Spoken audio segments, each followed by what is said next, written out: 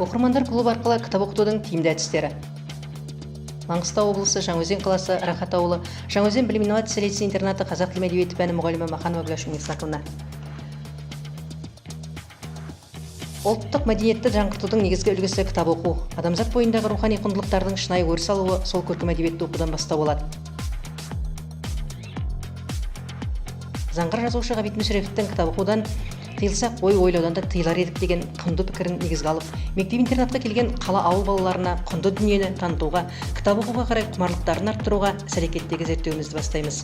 Ойға мақсат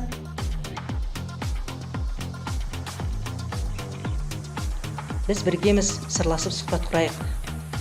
Бөктірелер үлгісіндегі ізденіс жұмыстары. Үшінші, рөлдік ойын, шығармашылық жетістік. Мені таңғалдырған кейіпкер кітап сөресінде. Іс-әрекеттегі зерттеу. Бірлескен жұмыс табыс көзі екендігі. Визуалдық құралдар ресурс жинағы екендігі. Сыншы көзімен төрелген сен айт. Кітап сөресінде менімен сырлас кейіпкерлер әдемі. Іс-әрекеттегі бастапқы қадам.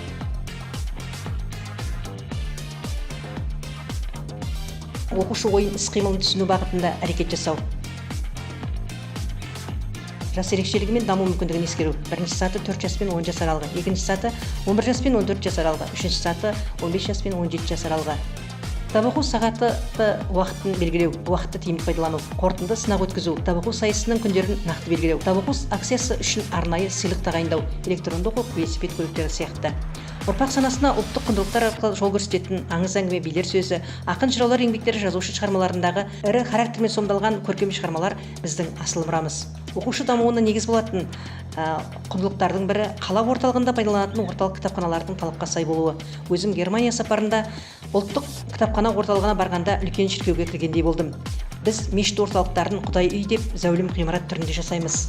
Біздің кітапханалар да сондай зәулім ғимаратта көздің көркін алатындай орналасу керек. Сонда ғана жұрт жиылып, қолға кітап ұстап, ел тарихын, жер тарихын, ұлт мәдениеті тарихын терең меңгерер едік. Бірінші 4 жас пен 10 жас аралығындағы жасөспірімдер ата өнегесі, әже әлдеймен өніп өскен балалар. Бүгінгі ата мен әже немере сүйіп, сүйсінгендігін көрсететін құндылықтар көзі, олардың айтқан ертегісі, жырдастандары. Екінші саты 11 жас пен 14 жас аралығы. Бүгінгі мектеп өміріндегі өскелең ұрпақ. Оларға оқырмандар клубы барын салмақтауға, нәрін татыруға, кітаппен қаруландырады. Менің оқырмандарым Төледей тауып, Қазыбектей қазып, Әйтекедей жарып сөйлеуге машықтанатын жандар.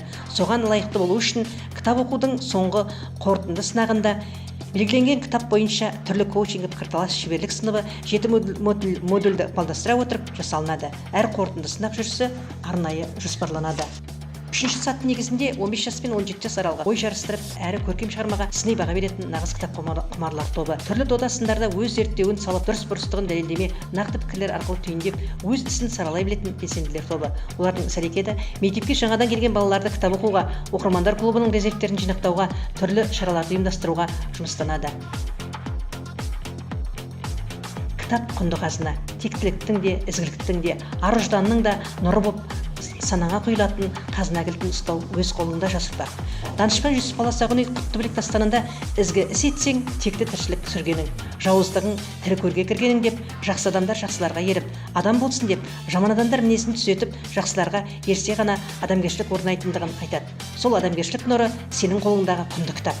Ирандықтардың қыз жасауына Шахнамені құрмет етіп салатындығы сияқты, бізде кітап оқып, Абай жолын қыз жасауына бірге қосайық.